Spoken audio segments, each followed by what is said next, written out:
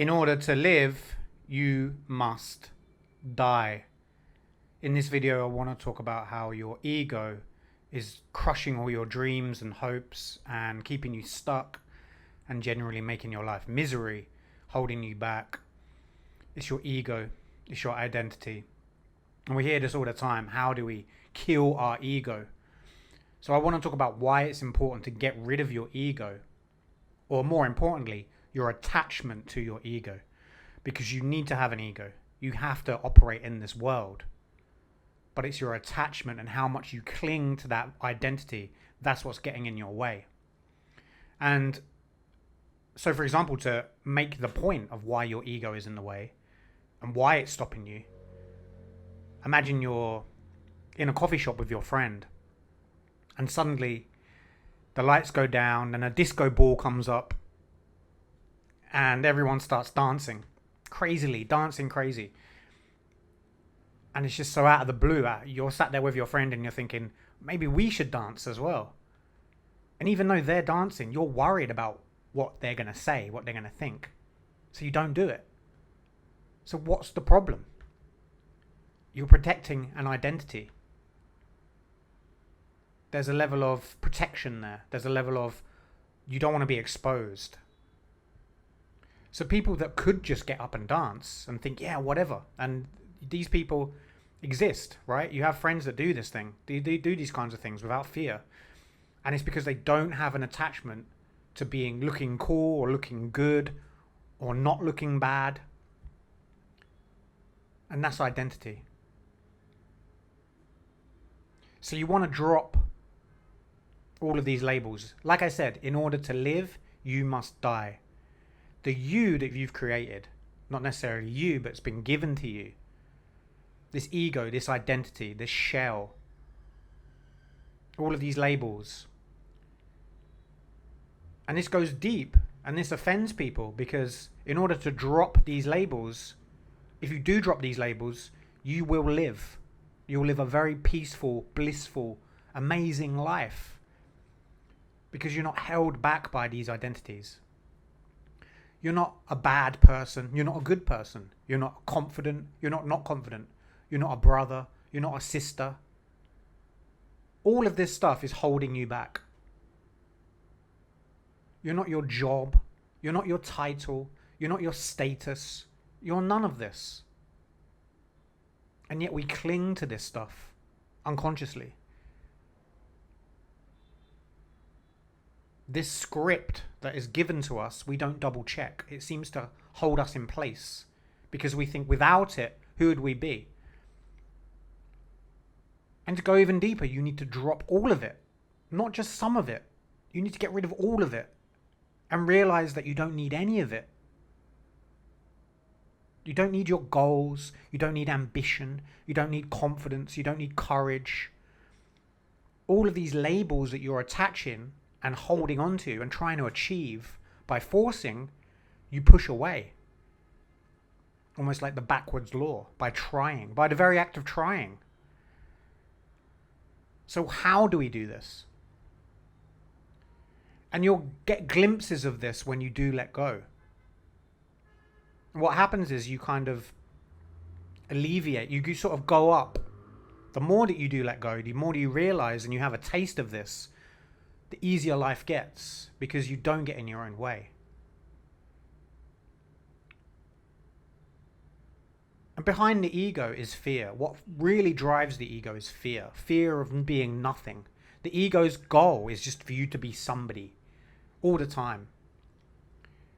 And you'll see this when you talk to people. They're constantly trying to project onto you who they think they are and how that you should perceive them. There's always this battle. There's always this conflict of, I know more, or no, I already know that. No one's really listening. They're just waiting for their turn to talk. Everybody's doing this. So detachment then is the key. Detachment then means to live in the world. You'll find that you open to people. You drop all of the judgment. There's no threat anymore. You start to enjoy the world. You'll find that without this fear, without this identity, without this need to preserve some identity, you'll be so much more driven. You'll be so much more able to get on the dance floor and just, doesn't matter. There's no outcome. You'll start applying for more jobs. You'll start taking more risks because there's nothing to risk because you have died. It's the ultimate philosophy. And what you'll find is that when you do get a glimpse of this, it goes up and up and up. Now, maybe you go back into it. You go back into those parts that I talk about. I always talk about parts work. But parts are protectors. That's the collection of these parts is the ego. When you start to notice that you're operating from these parts that want to protect you, this image, this identity, when you start to do that, you notice, that's when you start to let go. It's from the noticing. So the practical tip basically is to realize, what agenda do you have? In every moment, what are you resisting? How do you want to be perceived? What will happen if you're not perceived that way? In every conversation. You'll notice that a lot of the time, and I noticed this in myself, and this was the big change. Now I have a connection to a peace that is always there. That connection is always there. It's the awareness of that. And when you start to sink into that or rise above that, you notice you're not these thoughts, these protectors. You're something much greater. The self, the authentic self, this godlike version of you. And you'll notice this through stillness and being very calm and relaxed and just being the observer of all of this. All of these lies, these titles, these identities that are holding you back. Your ambition is holding you back. Your goals. Most people's goals are to tell other people.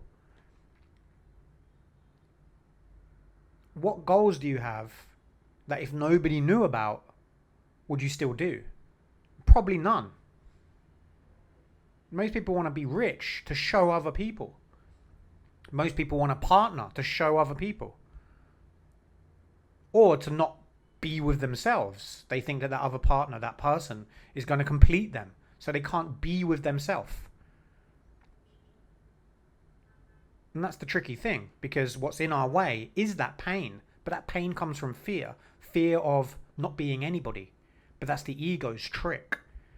So detachment then gets us to live in the world. Gets us to be fully engaged with people. Fully engaged in life. The opposite of apathy. It's a trick. The ego shuts down. It says it's not worth it. So we procrastinate. We live in fear. We don't go to the party. We don't go to the gym. Because the ego is saying, look, if we do this, maybe we're not going to live up to this expectation we put on ourselves. Maybe we won't achieve the goal. There's no point. Let's procrastinate. Let's relax. Let's hide. So all of these labels you're putting on yourself, and you're not doing it consciously. But the way to undo this is to be aware. That's it. To watch. To notice the agenda. The more that you are in your body, you're more grounded. The more that you'll realize that you don't need to force life. Life can just happen, and you can be the gentle observer of life. And that gets everybody's egos then flare up and say, well, I need my identity. You don't need your attachment to your identity. You still have an identity. You're not going to get rid of your identity. It's your attachment and your clinging and your grasping. That's the problem. You can still be a teacher, a doctor, a lawyer. You can play that role. But when you're home with your family, are you still a teacher? Are you still a doctor? Are you still a lawyer? Technically, no. You're not these identities. You are you. You are something beyond all of this.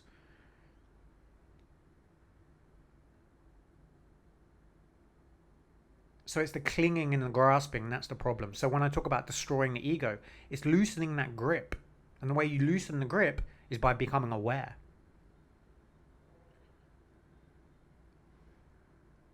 Life unfolds. Life has a flow to it.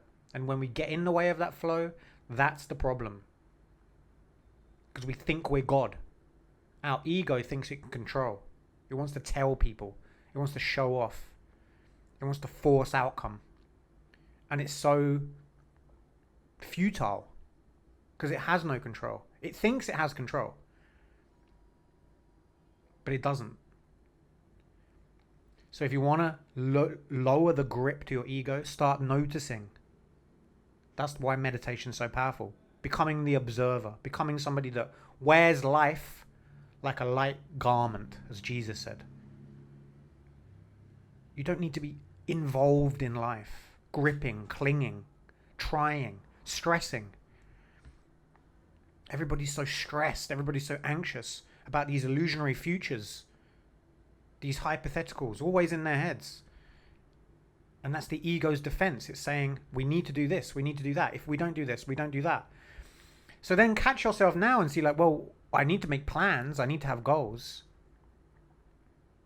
You will show up. In order to live, you need to die.